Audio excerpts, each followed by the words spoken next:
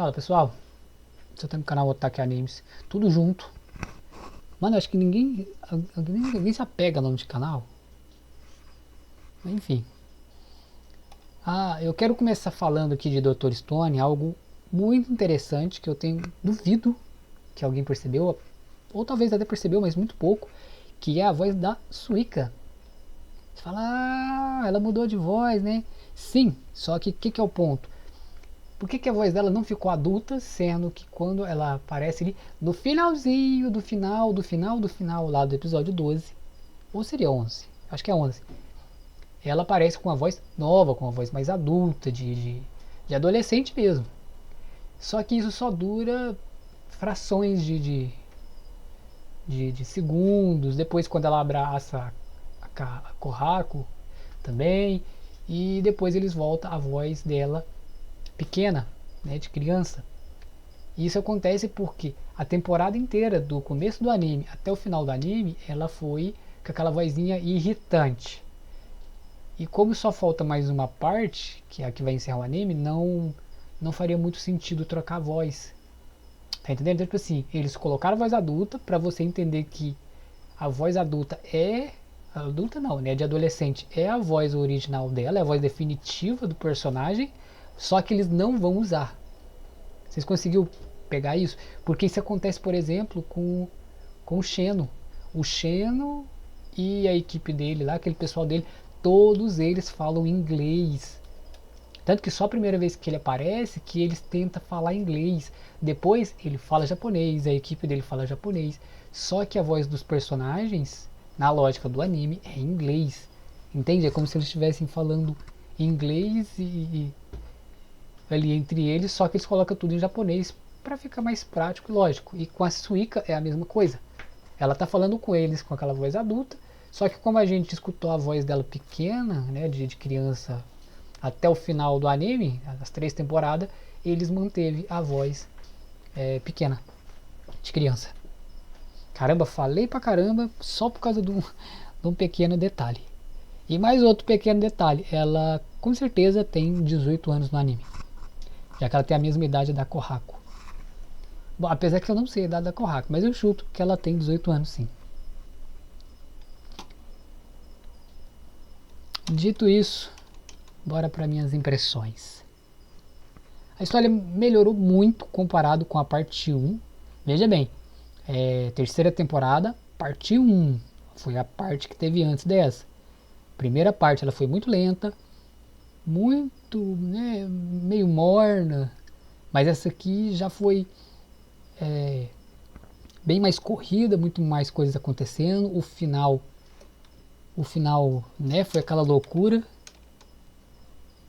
Os personagens tiveram mais participação, mais utilidade em termos de tempo de tela e até mesmo de fazer alguma coisa na história.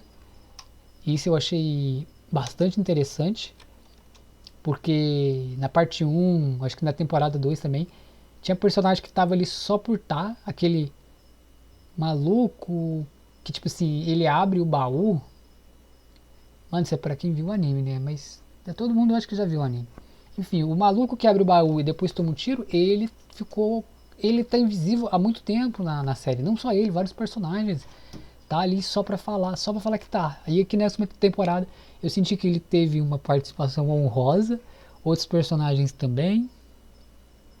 A Suika, né, foi o grande foco, se destacou com seu drama solitário.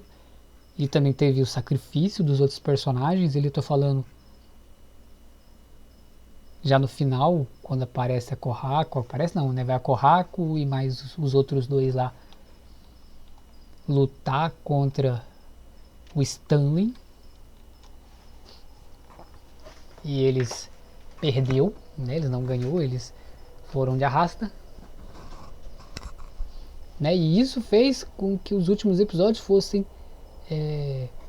muito emocionantes, cheios de ação, e de forma inesperada, porque tipo assim, quando foi a Kohako, até aquele momento, eu, você, todo mundo que assistiu, que está acompanhando o anime, né, via Dr. Stone como uma coisa ciência, nada muito violento, entre aspas, porque a primeira temporada teve teve um vilão que ele teve que resolver um vilão de porrada, a segunda eu acho que também teve lá o velho, mas geralmente resolvia de uma coisa mais tranquila, tal, não tinha uma brutalidade tão grande. Aqui não.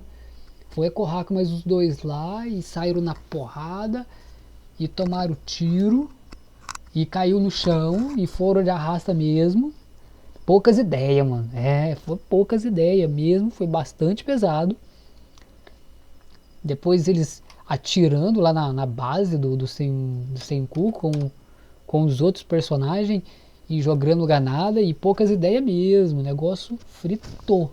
Depois o pessoal lá se sacrificando para tentar pegar aquele dispositivo de petrificação que eu esqueci o nome. E ficou aquela sensação, eu falei, cara, mas né, para petrificar o mundo, morreu todo mundo. Esse é que é o ponto. E eu tinha a sensação eu tinha a sensação não, eu tinha certeza, eu falei, cara, esse anime ele vai fingir que nada aconteceu com esses personagens que, tipo assim, eles não estão feridos, eles tomaram um tiro a queima-roupa, ok? Principalmente a Kohaku e os outros dois lá, teve um lá que tomou tiro de 12, acho que foi o maluco lá, que não conversava muito. Os outros também tomaram tiro a queima-roupa. Então, tipo assim, já era, mano. Só que aí o próprio anime fala que sim, eles morreram, né? O próprio Senku fala que eles morreram mesmo. Não, não teve conversa. E com isso eles desafiaram, né, a morte. Desafiou a morte não, né? A petrificação nela desafia a morte. O que eu achei bastante interessante. E para fechar com chave de ouro, a Suika fica sozinha e fica com aquele drama de ficar sozinha e você vê ela ali sofrendo. Eles colocaram uma música muito boa para mostrar ela ali solitária, tendo que se virar e no final conseguir reviver o pessoal sozinha. E teve não, né? Teve mais de um otaku aí pela internet comentando que não faz e não fez sentido a Suika ter ficado responsável por reviver elas.